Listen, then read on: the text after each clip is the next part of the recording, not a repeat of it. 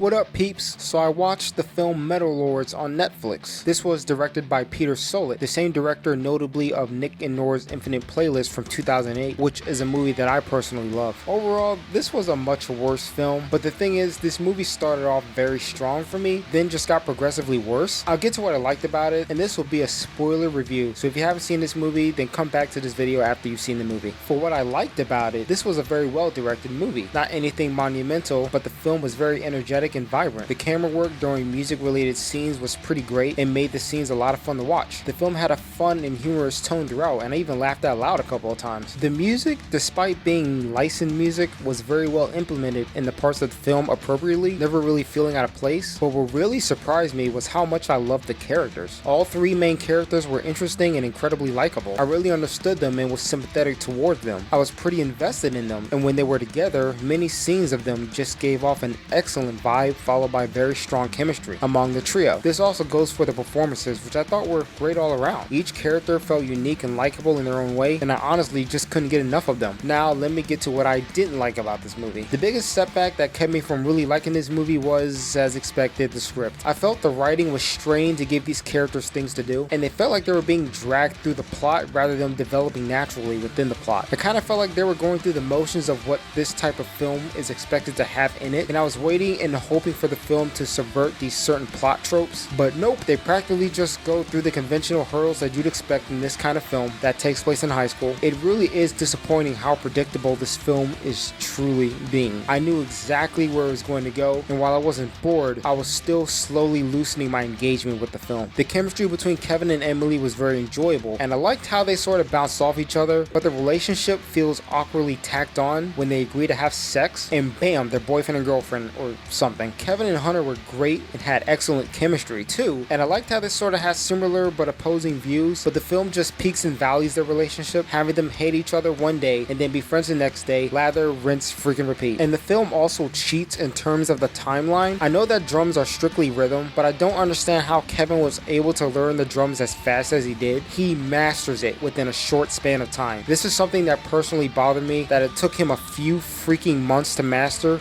the complicated drumming parts of songs when it takes at least 3 years max to drum as good as he did realistically. I felt like the bully aspect involving Hunter being bullied didn't really feel resolved. It starts, but it feels like it doesn't really go anywhere, but apparently him playing rock music at the Battle of the Bands thing and the bully happening to be there counts as resolving that plot point, so it's cool or whatever, I guess. It's just that the bully aspect doesn't really add to Hunter's character, except just giving him a reason to change his hair, and that's it. His relationship with the kid with Down syndrome was great on its own, but it felt very superficial and unnecessary, and the friendship doesn't really feel like it adds to the story. I mean, if you take it away, nothing really changes at all. And it's a little awkward that some of the high school extras look like they were 40 instead of 14 and up or whatever. Okay, so there's a couple of things that I didn't feel like recording and editing for audio because I already did most of it anyway. But one of the things I wanted to bring up was I felt like this whole thing being Hunter and his father is kind of crappy. Like, I feel like it's underdeveloped, but basically, you know, Hunter and his father, they have some clear, you know, tension. You know, they have some clear, you know, they don't really see eye to eye because, you know, his father is a surgeon that just sleeps with a bunch of women, you know, probably his own clients.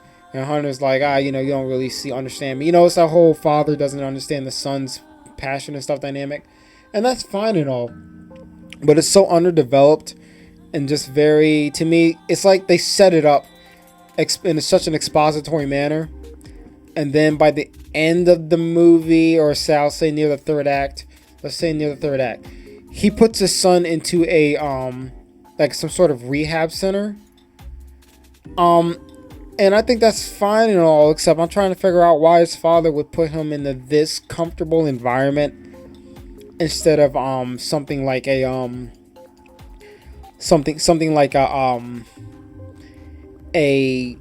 juvenile detention center. You know, like, why can't he put his son into a juvenile detention center or something like that? You know, something that's a little more. And this is why I'm saying that, like, the dynamic between them is very underdeveloped. It seems like we don't really know much about them. We don't really know how much of a rebel Hunter is for his father to want to get rid of him. Like we don't have it. There's not enough. There's not enough meat there to kind of justify why he's in here. To me, I don't feel like like he and his father. They don't have much of a dynamic that's developed for why he's there. It would have made more sense to be in a detention center instead of this comfortable, relaxing, like inviting rehab center. Like, is he doing this because he cares about his son, or he's doing this because he doesn't give two craps about him? Like, you can't have it both ways. If he really wants to get back at his son for stealing his car, which he can charge his son for, he can steal his he can charge his son for Grand Theft Auto. So why didn't he put him, in a freaking rehab center? Like look at this.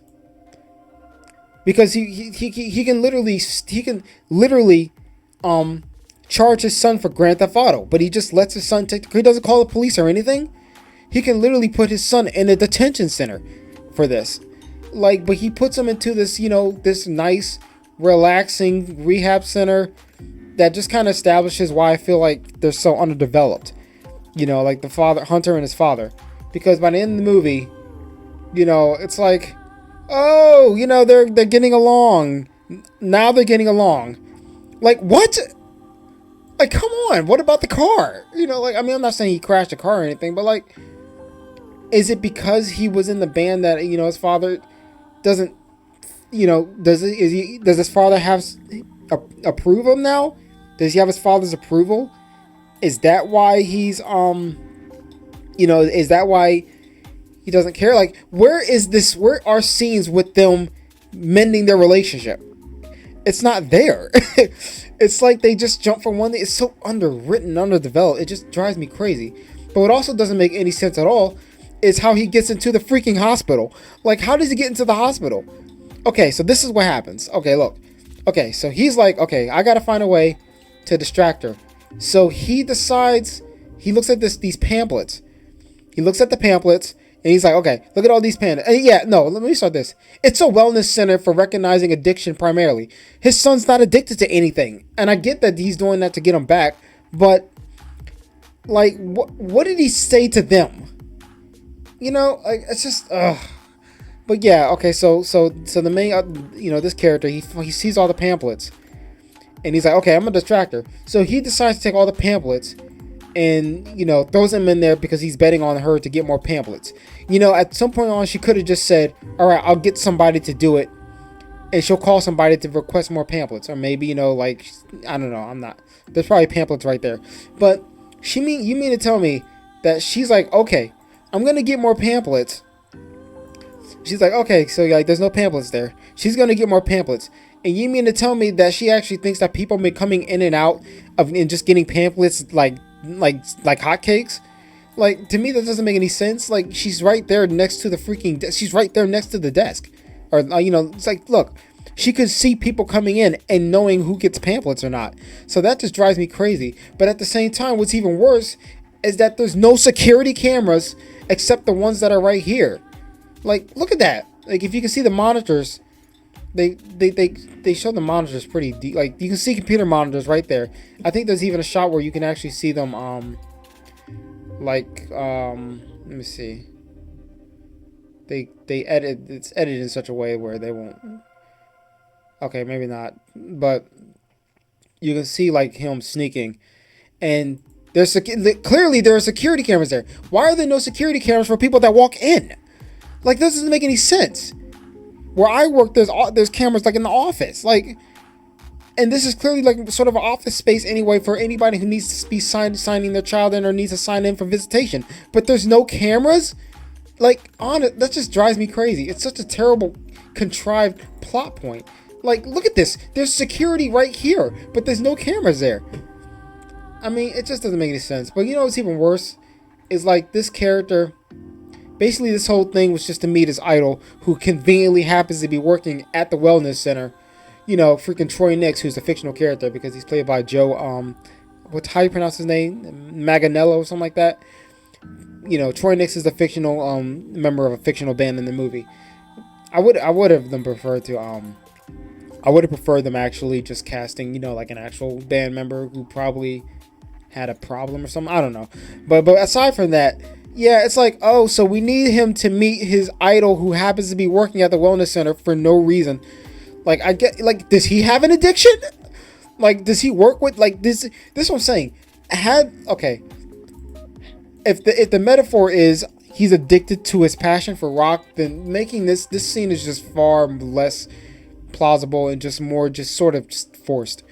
Like, okay, I get it, but had he had some sort of addiction besides that, then it made more sense for why Troy Nix is working there and why he's doing it well. It's so convenient.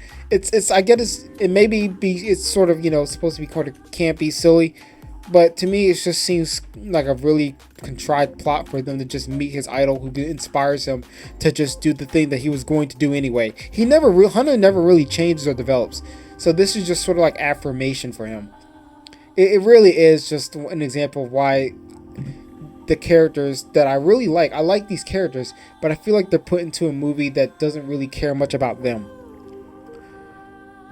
But yeah, that's kind of all I really wanted to rant about. I didn't feel like recording it. I just kind of wanted to just be like, let me just go ahead and say this real quick and squeeze it in the video. But yeah, that's it. And while I did enjoy the concert segment near the end, I feel like it was too short and had a pretty pointless and abrupt conclusion that, while still establishes great chemistry among the three characters, it seems like they're compensating for such a predictable narrative. Also, why in God's name didn't Emily have an amplifier for her cello during her session? I mean, Kevin's drums and Hunter's guitar literally overlap her cello, so she had to make up for it by just headbanging wildly.